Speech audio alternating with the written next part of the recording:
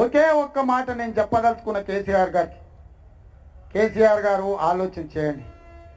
ఈ రాజ్యాంగం బాబాసాహెబ్ అంబేద్కర్ గారు రక్షణ కల్పించిండ్రు కాబట్టి 8 ఏళ్ళల్లా మీరు ఇన్ని అరాచకాలు దుర్మార్గాలు చేసినా నిన్ను బల్లాలతో పొడవకుండా రాళ్లతో కొట్టకుండా ఊరుకున్నాం.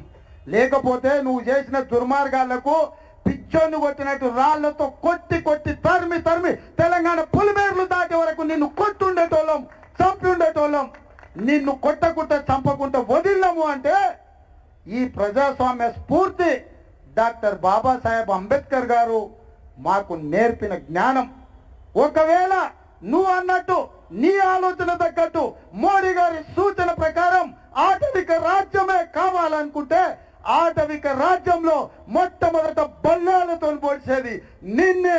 నువ్వు ఒకవేళ ఆటవిక రాజ్యం చూడాలనుకుంటే రాజ్యాంగాన్ని టచ్ చేసి చూడు, రాజ్యాంగ సవరణ గురించి మళ్ళీ మాట్లాడి చూడు. నిన్ను రాళ్లతో కొట్టకపోతే అమ్మ మీద ఒట్టే చెప్తున్నా, నిన్ను రాళ్లతో కొట్టకపోతే చూడు బిడ్డ. నువ్వు అనుకుంటున్నావేమో నిన్నెవ్వడేం చేయలేడు ప్రగతి భవన్లో ఉంటా అని. మా కాంగ్రెస్ పార్టీ కార్యకర్తలకు నేను ఒక పిలిపించిందంటే ప్రగతి భవన్లో ఇటుక ఇటుక పీక్కపోతారు మా కార్యకర్తలు వస్తే. ఒక్కొక్కడు ఒక ఇటుక పీక్కుంటే ప్రగతి భవన్ కాదు కదా, నీ ఒంటి మీద గుడ్డ కూడా ఉండవు. నువ్వు అనుకుంటున్నావేమో చుట్టూతా ప్రహారీ గోడ ఉంది, కంచు కోట ఉంది, నన్ను కాపాడతారేమని. మేము అనుకుంటే ఇవేవి నిన్ను కాపాడలేవు. దయచేసి రెచ్చగొట్టకు తెలంగాణ యువతను. నీకు ఒకవేళ ఇది నచ్చకపోతే మా మిత్రుడు చెప్పినట్టు వదిలేసి ఊరు వదిలేసి పో, ఎక్కడన్నా ఓ అడవిలకు అట్లా పడిపో. బ్యాంకాకో హాంకాంగో పోతే గంజాయి దొరుకుతుంది, కావాల్సిన కొకేన్ దొరుకుతుంది. నువ్వు ఏ నశాలనన్నా ఉండు, ఎండ్లనన్నా మునిగి సావు, లేకపోతే పోయి బంగాళాఖాతంలో దుంకు. నీకు తద్దినం చేస్తాం, దినం పెడతాం తప్ప రాజ్యాంగాన్ని కాపాడుకునే బాధ్యత మాది, మా యువకులది.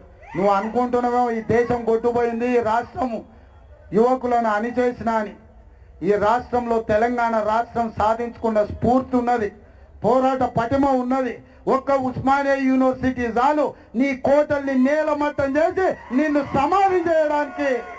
యూనివర్సిటీలలో ఉన్న పిల్లలు నడుం బిగిస్తే చాలు నీ పతనానికి నాంది పలుకుతుంది. నీ ఆలోచనను మానుకో, దుర్మార్గమైన విధానాల నుంచి ఉపసంహరించుకో. ఇప్పటికైనా ఈ భారత జాతికి క్షమాపణ చెప్పు.